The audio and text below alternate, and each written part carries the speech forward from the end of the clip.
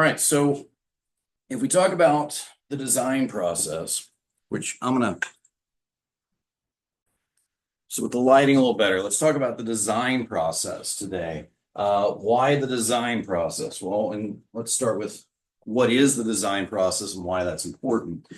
Again, our goal here is, I told you guys day one, you don't have to be an engineer to take this course, but I'm teaching it from an engineering perspective.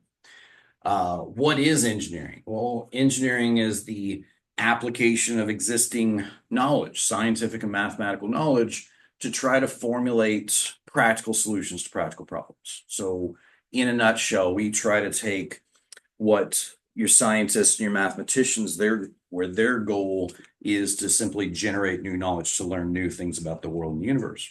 As an engineer, our goal is to try to be able to take that knowledge that exists, whether it's brand new cutting edge or whether it's millennia old, and try to put it to work in a useful form. So, what is the design process? Well, the design process is a generic problem-solving process that we can use to literally solve any kind of problem. I always try to tell an engineering course at some point. Some of you have heard me say this before. If not, you'll hear me probably say it again. I don't know what you need to know.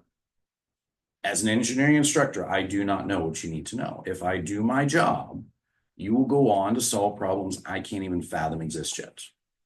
Right? Now, not all of you will go on to cutting edge fields where you're literally right at the edge of technology.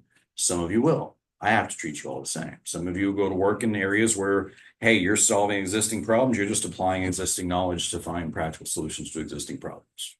That happens. There's nothing wrong. There's wonderful gainful employment for that. Some of you will go to work for companies that are right at the bleeding edge. I had a former student of mine. She worked for SpaceX for a period of time because she became an expert in metal additive manufacturing, metal 3D printing. And she worked for them for a while. She's working for another company now. So you get all the spectrums possible, right? So that's what engineering is, and that's a little bit about where the design process fits into that. The design process is this very generic, systematic problem-solving approach. Again, I don't know what problems you're going to go on to solve, but I know the way we solve problems is about the same no matter what it is. And that's what we can do, is we can talk about and teach how do you solve a problem. And that's really kind of the goal. Humans have been making things and solving problems so long as we've been humans. Why formalize it? Well, just simply as I've discussed with you, that's really our goal as engineers, is to try to formalize that and really try to get as much as we possibly can out of it.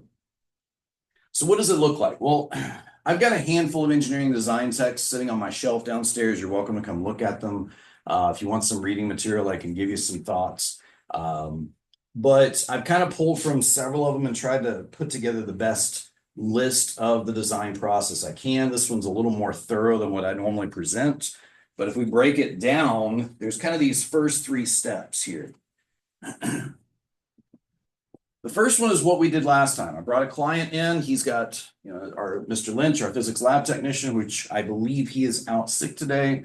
But he presented to you three needs that they have. And we've got you guys working in groups now on one of those three. So that's kind of where we started last time. They identified a need for you guys. Your goals, you have several goals at this point, but your goal is to try to figure out how do we go about providing that need. And one of those is to kind of think about, what does the process look like? How can I get to a solution? What do we need to accomplish to get there? And then there's this step we call develop engineering specifications. Right? And so our goal today is kind of focus on a little bit, spend a little time really thinking about these first three things. And then over the next few class periods, we'll take a little time and talk about some of these other ideas. So we'll mention the idea of identify previous efforts a little bit. And next, in a student class period, we'll talk about synthesis, idea synthesis, and brainstorming. Over the course of the semester, then our goal is to work our way towards trying to identify what is the best solution given our problem we're trying to solve, and given what we have available to try to solve it. And then there's this step in here, kind of model prototype development, or final design, if you like. Now, what you often find is these first three will normally be grouped together. And that's normally how I present it, in kind of a streamlined fashion. If I present the design process, I'll group these first three together in something I would call problem definition. And this is my interpretation, but it's fairly standard. Problem definition. From there, we're going to work our way up to, okay, what knowledge exists? Again, engineering is the application of existing knowledge to try to solve a problem. What is the existing knowledge? What is your background? Go do some research, learn about what is the science or the theory behind the particular problem you're trying to solve. What are some solutions that maybe already exist? What are some ways similar problems have been solved? Those are kind of things that should emerge from backgrounding or research. Background / research, we could say, because I'll call it either one. I think both are perfectly acceptable. Then there is this step of synthesis, or as it's often called, brainstorming. Again, we'll spend a day or part of a day and talk a little bit about that. Brainstorming is kind of the most common type of synthesis, but it's not the only one. And then you get into concept evaluation. Determine which of these is going to be your best solution. So the goal is between your research, looking at seeing what ideas already exist, maybe some solutions to a problem like it or something similar. Try to put those together into things that make sense for your situation. Hopefully you've got two or three ideas you're trying to choose from. Which of those make the most sense for your situation, and pushing your way towards a final design that will be able to propose to the client, see if it's going to satisfy their needs, and we go from there. Okay. Now, again, if we take a little time, as I mentioned, we'll spend some time talking about the rest of this. Let's focus here today. And as I mentioned just a second ago, that problem definition, if I just simply write problem definition, that doesn't, it can understand there's pieces to that. It's not just one thing. Oh, we're going to make this thing that does this thing. It's a little more than that, right? It ends up being a little more than that. At some point, you're going to have to sit down and say, okay, this is what our client told us they need. How do we measure success? I was talking to a colleague of mine. He was essentially working kind of in a managerial position at Boeing for a little while. And he was talking to me about working with young engineers, mostly coming out of college, and talking about a lot of felt like he was having to teach them about how do we measure success, right? How do we actually know what you're designing is actually accomplishing the need? And that kind of is in this step here that gets grouped in. If I just say problem definition, it's really easy to skip over. Hey, we have to think about how we're going to get this done and what we have to get it done, and what exactly does done look like? What does success look like? And so it's really easy to skip over those if we're not careful. So if we try to dissect this idea of problem definition just a bit today, because that's kind of where we start, right? Start out by finding whatever it is you're trying to accomplish. What is the need? What is the opportunity? Fortunately, that's kind of done for us. We have a client that has a need. They presented to us, or three needs, and we presented to us, and we've got three groups then working on one of each of those needs. Now you're at the point where you have to as a group figure out, okay, they told us this. Is that actually the problem that needs to be solved? If we solve something else, if there's maybe that what they need is the result of some other problem somewhere else. And that may not be the case in the projects you're working on, but that's definitely a situation that can occur. We need this thing. All right, well, to do this thing, you actually need this solved first. If this is solved first, this no longer becomes a problem. That's again, what does success look like?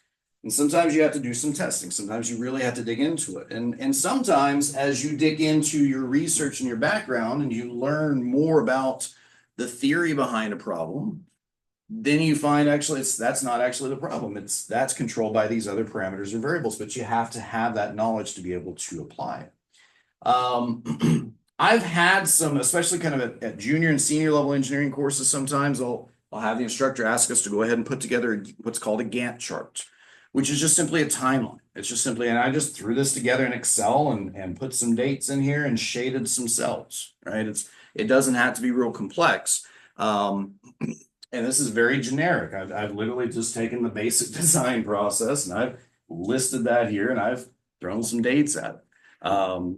My father-in-law used to be a project manager for a large manufacturing firm here in Oklahoma, and we just got on the topic of Gantt charts one day.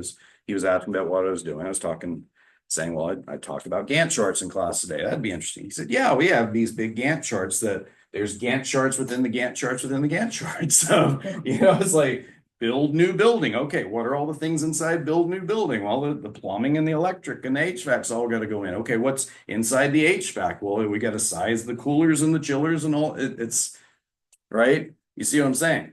If I just say problem definition, the thought that, oh, I actually need to think about what are my resources available and how can we make sure we allocate those resources accordingly. If I just say problem definition, that subtlety is lost here, right? So it's important we think about as a group what and my goal in this class is to have projects that are kind of achievable, right? Because the goal is, and a few of you guys have emailed me, and I've actually mentioned a few pieces of this back to some of you guys, so it's nice and timely here. My goal is to get you a skill set or help you build up a skill set that you can work on projects that are of an achievable scale.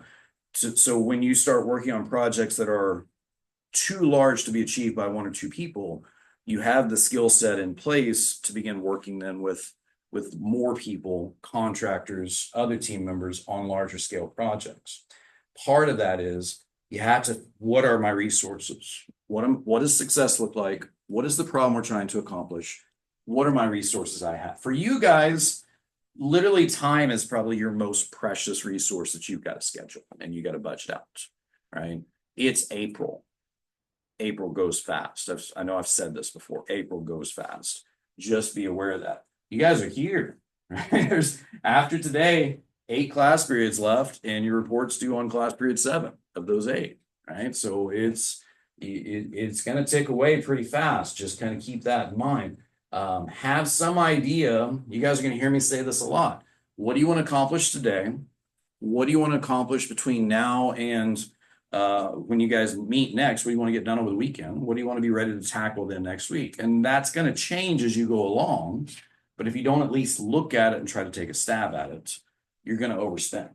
So fortunately for you guys, I don't anticipate what you guys are building is going to break my bank in terms of material usage for 3D printing. I've got a lot of ABS and PLA plastic down in the drawers, and I've got a couple of specialized plastics then available for those of you that need higher strength stuff.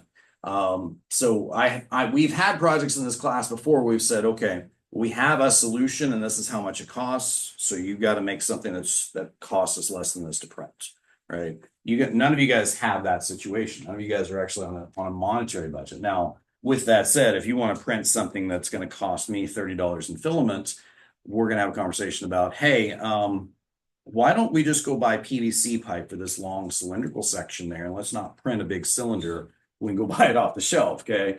But at any rate, again, time for you guys is probably going to be your most precious commodity.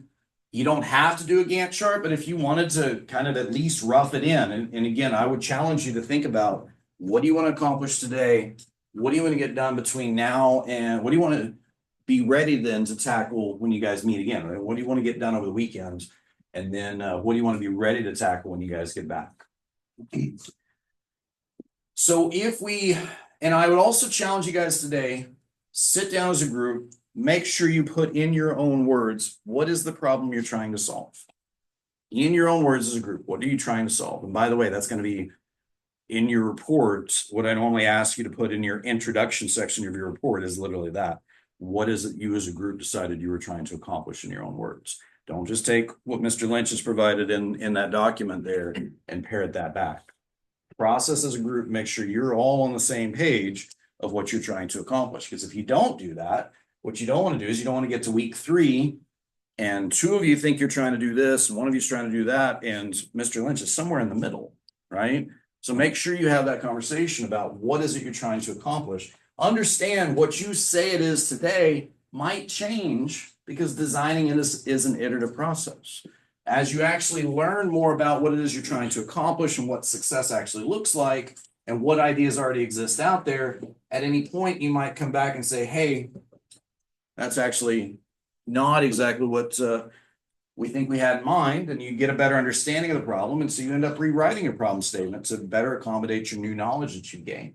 Or you might get down here and we actually start, maybe we print something out and it just doesn't fit the way it is. That plastic's not going to hold up as strong as you want it to. And we go back to, okay, what were some of the other ideas we generated? Or maybe it just completely redefines your problem altogether. It's an iterative process. I've drawn it out linear. Very rarely is it purely linear. It's almost always riddled with loops back and forth. If you're sending me your first prototype to print at the end of April, good luck. I've seen groups do it, but good luck, because you're probably going to have, you don't know what you don't know. You're probably going to have something that you hadn't anticipated. Be prepared to go back and then solve those smaller subproblems as they arise. Okay?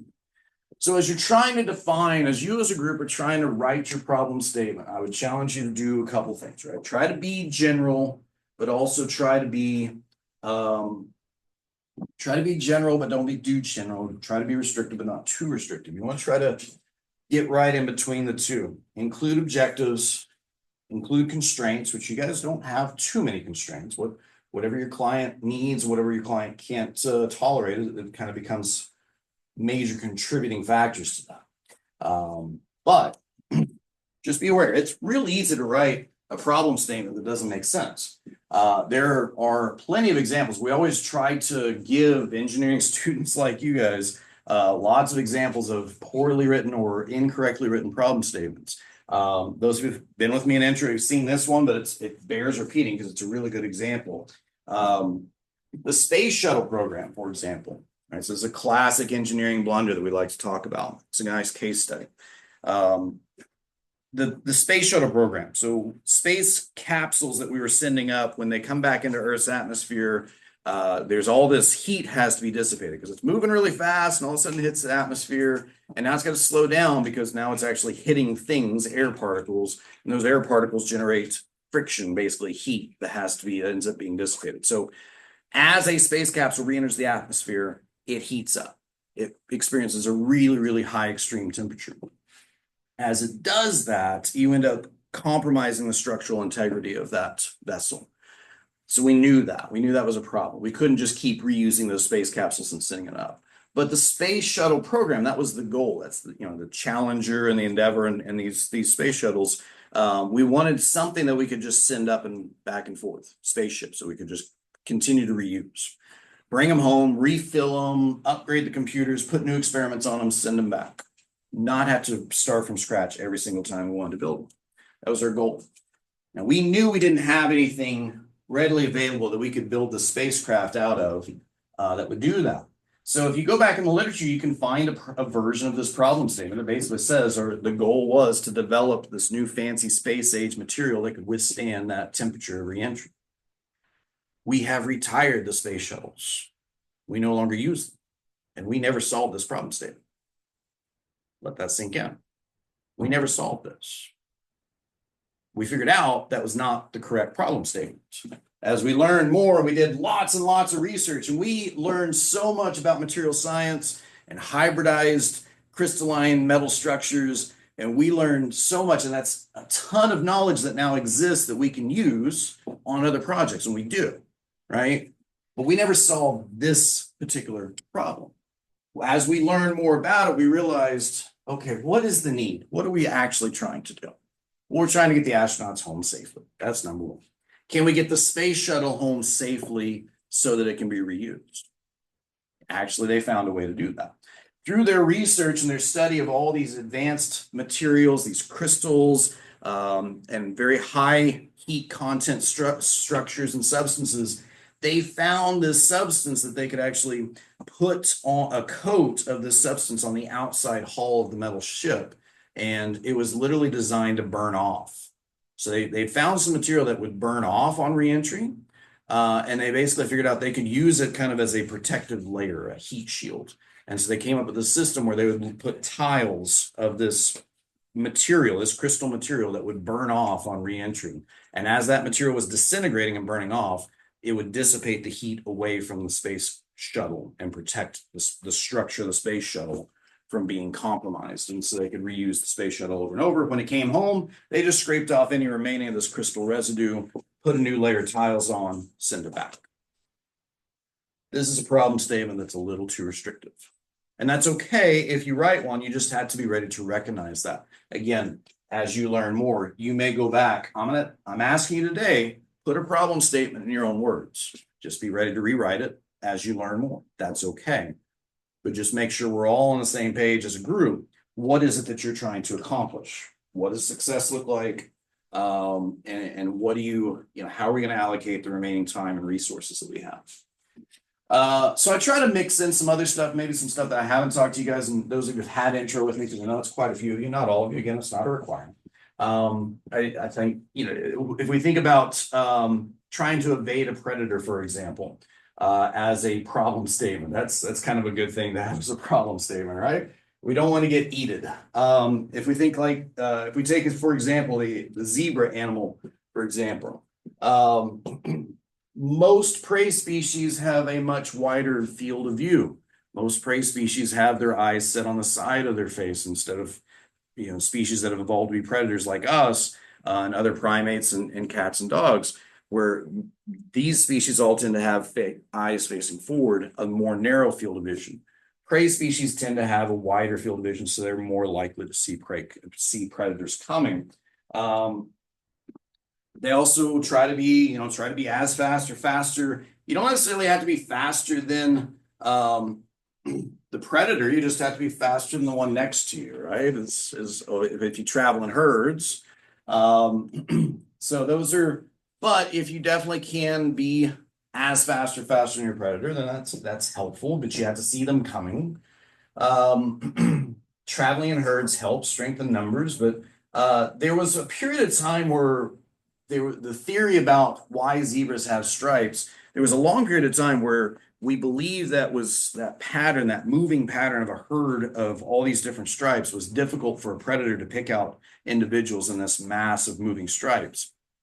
And there's still some research that suggests that might be the case, but what we've actually learned, there's research just recently that the stripes actually are insect repellent. They actually took white horses and put stripes on them and found that the white horses that they put stripes on, the insects were less likely to bite them. Right? So that's fairly recent knowledge that we just learned in the last little bit here. That doesn't mean that it doesn't have some impact on predators, large predators trying to eat you, but for the small predators just trying to harvest part of you, the insects, it actually does have a positive impact. Interesting. All right.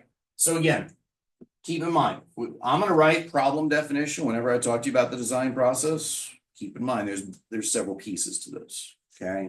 But again, as a group today, sit down, write a problem statement in your own words, keep that and have it in your PPRs and stuff, so you've got it, record it, and just be ready to adjust it as you learn some more.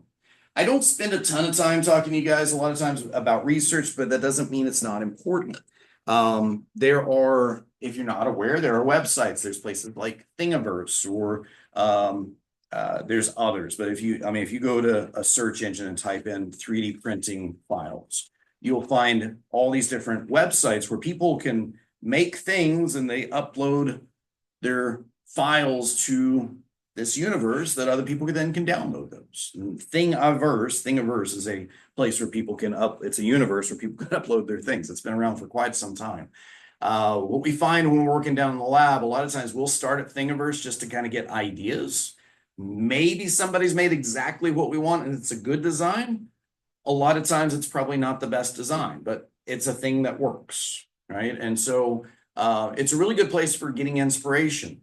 The things you're going to download there are what's called a mesh file. We can talk more about that later, but basically it's not going to be editable. If you download it, you probably can't make much changes to it. So what you might do is you might pull it in and say, oh, that's a good way to do it. And then you make your own model of it. Then you have complete control and you can modify and change it. And amongst a group of you, at least a couple of you should be pretty good at SolidWorks at this point. That's kind of the hope, right?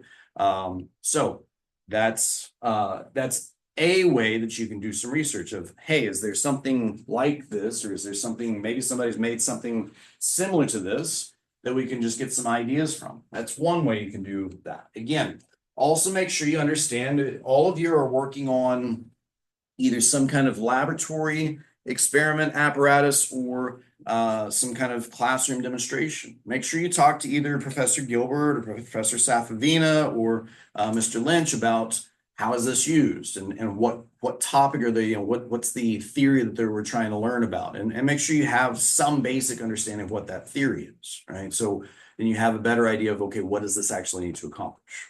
And by the way, I'm teaching the Physics 1 class this semester too, so I can probably help with a little bit of that.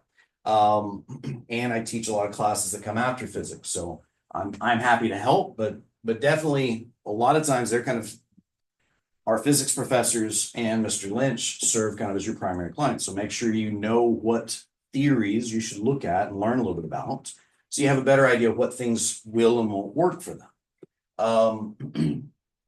Why is this important? Number one, the wheel already exists. Let's not reinvent the wheel. Number two, I tried today to see if I could find the source of this quote. I didn't find it right off, but it is commonly accepted that some version of this was said by Bernard von Braun here. I'm not a great history person, but as best I understand, the Nazis were really close to building guided rockets, and that would have really changed the end of the war had they done so. And as the Nazi scientists were recruited to come to the US to tell us about what they did and why and how they did it, famously, there's this quote that's pretty famous. Again, I'm not sourced it exactly, but consensus was something like this was said. They asked one of the scientists, Werner von Braun, about how did you guys so rapidly make the advances you did? You guys were close to building missiles, essentially. How'd you do it? And he kind of looked at apparently he looked very surprised that the scientists asked him the question, like, we just used Dr. Goddard's work. And Dr. Goddard was a scientist here in the United States. They literally looked at his patents and used his stuff and improved it and went a step further. It's one of those, this is a cautionary tale of, don't try to reinvent the wheel if somebody's already made a wheel that kind of exists, and you can just, again, you don't necessarily have to take what you find on Thingiverse as the solution, but you can take it as ideas and point you in the right direction. Right? Same thing here about, go out and learn about what is the theory behind the thing that they're trying to show or trying to measure in the lab or in the classroom. Make sure you understand what that is, so then you know what kind of things to look for and where to look. And these are all things that will be helpful for you. Questions, comments, complaints from you? Okay. I'm going to let you guys get in your groups. I'm going to stop this here.